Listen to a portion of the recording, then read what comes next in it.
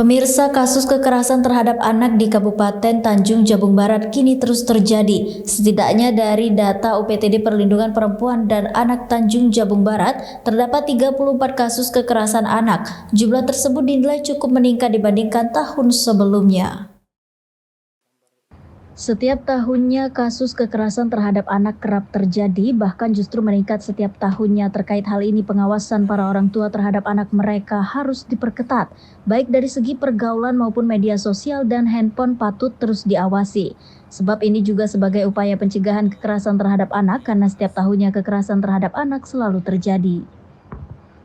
Dalam kesempatan ini, Kepala UPT PPA Tanja Barat Hardianti mengatakan, jika selain tupoksi peran dari Dinas Pemberdayaan Perempuan dan Perlindungan Anak, pengendalian penduduk dan keluarga berencana atau melalui UPT Perlindungan Perempuan dan Anak Tanjung Jabung Barat, namun peran orang tua juga perlu diawasi.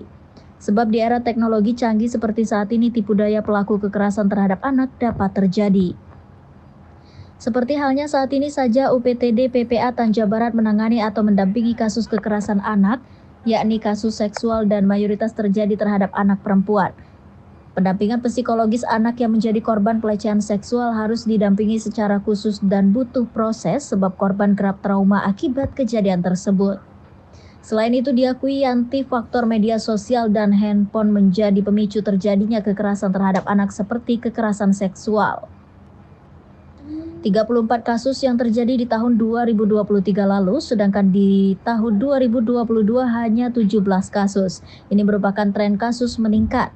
Selain itu, semua leading sektor juga turut berperan dalam hal pencegahan kekerasan terhadap anak dan bukan hanya UPTD yang ia pimpin saja.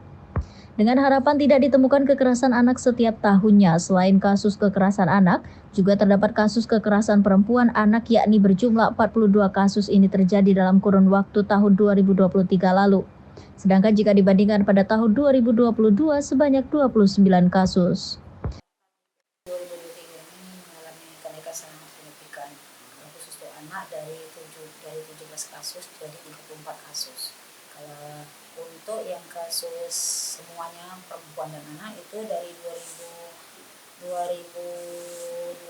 itu ada 29 kasus meningkat menjadi 42 kasus. Tapi peningkatan ini banyak faktor. Pertama, masyarakat sudah berani melaporkan kasus yang mereka alami. Kemudian kedua, disebabkan oleh mungkin memang kasus sudah meningkat karena banyaknya pengaruh dari media sosial, sehingga kasus kekerasan terhadap anak, terutama yang seksual itu meningkat. Berarti rata-rata pelakunya kalau kayak anak ini korbannya perempuan, Bu ya? Iya, hampir 65% itu korbannya adalah perempuan.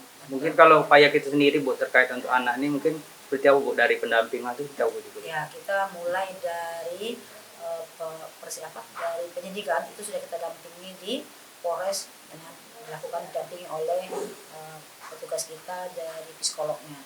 Kemudian nanti pas persidangan kita dampingi juga. Karena untuk kasus anak sebagai korban itu tidak bisa hanya sekali kita dampingi, tapi nanti hasil dari pemeriksaan psikolog bahwa kita melakukan pendampingan atau pemeriksaan psikologi lanjutan itu sampai 2-3 kali sampai anak tidak bisa lagi melakukan sosialisasi kepada masyarakat. Dengan demikian, Yanti berharap peran orang tua untuk mengawasi anaknya ketika di luar rumah, sebab mayoritas kekerasan terhadap anak kerap terjadi dari pihak luar atau teman bermain seusia mereka. Terkhusus untuk menjaga anak perempuan, sebab jangan sampai terjadi kekerasan seksual terhadap anak. Pasalnya di tahun 2023 lalu mayoritas kekerasan seksual dominan terjadi pada anak perempuan di bawah umur. Kontributor BTV Aryusuf melaporkan dari Kabupaten Tanjung Jabung Barat.